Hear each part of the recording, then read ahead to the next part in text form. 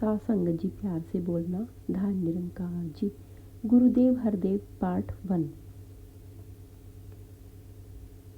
दास ने देखा कि संत निरंकारी के मुख्य संपादक श्री निर्मल जोशी जी हाथ में एक कॉपी लिए गुरुदेव के कमरे की ओर जा रहे थे। दास भी अपनी डायरी उठाकर गुरुदेव के कमरे में पहुंच गया और नमस्कार करके एक ओर बैठ गया। बातचीत इस प्रकार हुई। जोशी जी, बाबा जी, आपने पूरे देश की प्रचार यात्राएं की हैं। आपको किस स्थान की संगत सबसे अधिक अच्छी लगी?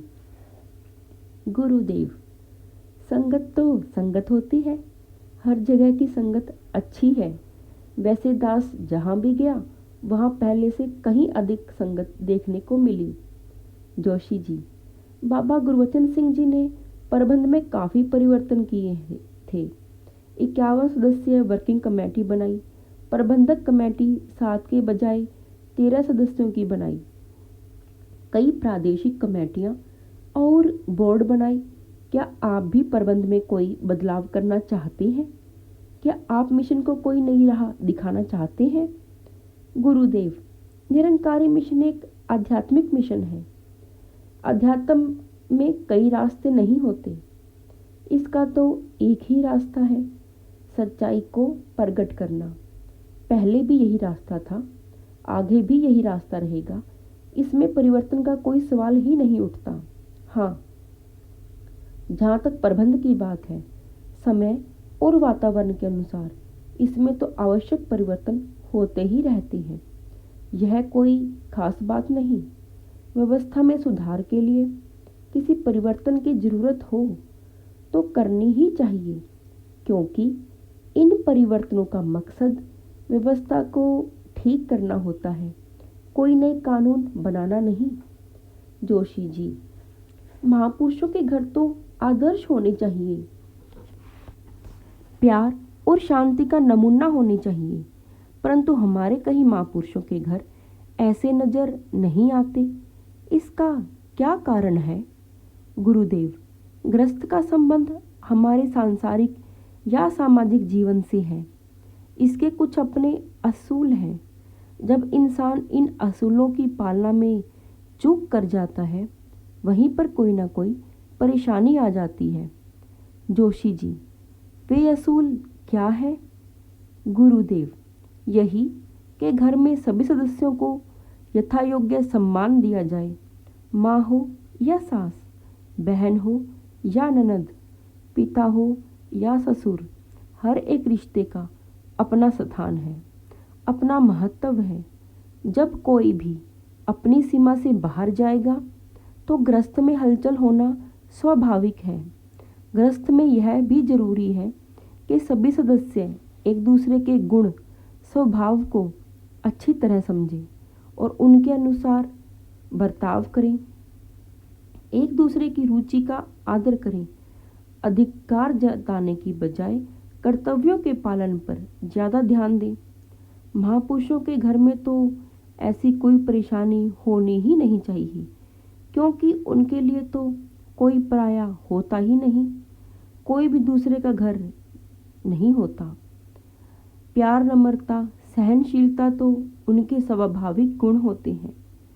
अगर किसी गलतफहमी के कारण महापुरुषों के घर में कोई छोटी मोटी बात हो भी जाती है तो वह झगड़ा नहीं बनती, बल्कि उनकी विशालता के कारण जल्दी ही सुलझ जाया करती है।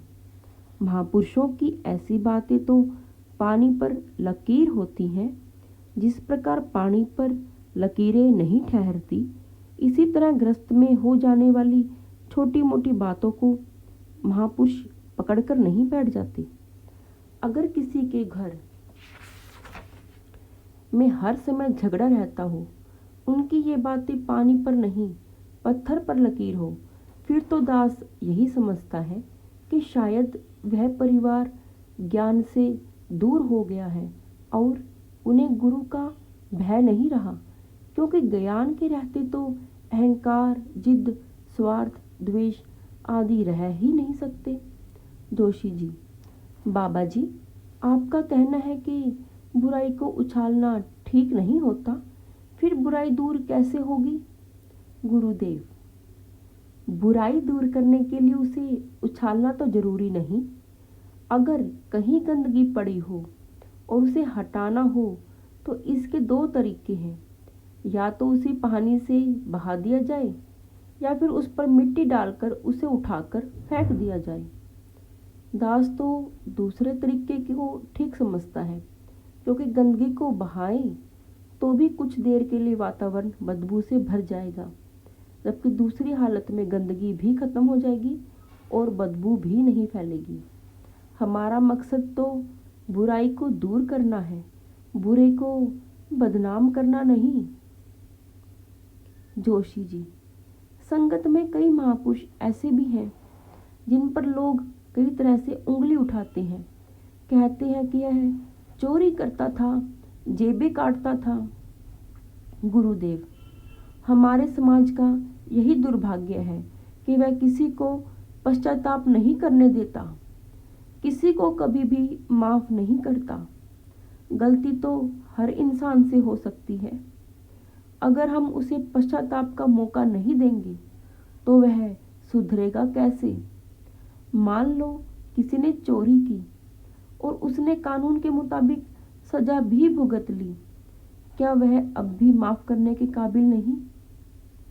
क्या उसे सुधरने का अवसर नहीं मिलना चाहिए?